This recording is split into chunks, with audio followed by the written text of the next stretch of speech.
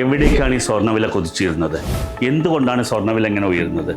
ഓണം, പെരുന്നാൾ, ക്രിസ്മസ് ഇത് വല്ലതാണോ? അല്ല. പിന്നെ ആരാണ് ഈ സ്വർണ്ണവില ഇങ്ങനെ ഉയരുന്നതിന് ഉത്തരവാദി? നമുക്കൊന്ന് നോക്കാം.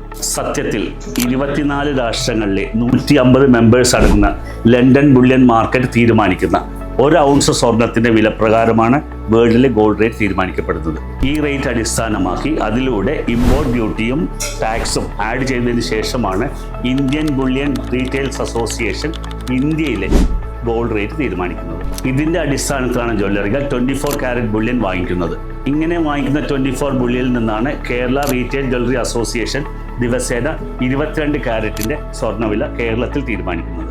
ഇതിലൂടെ നിങ്ങൾക്ക് കൃത്യമായി മനസ്സിലായി കാണും ആരാണ് സ്വർണ്ണവില നിശ്ചയിക്കുന്നതെന്ന്. നമ്മുടെ ഒരു ആഘോഷങ്ങളും അല്ല കേട്ടോ. Thank you.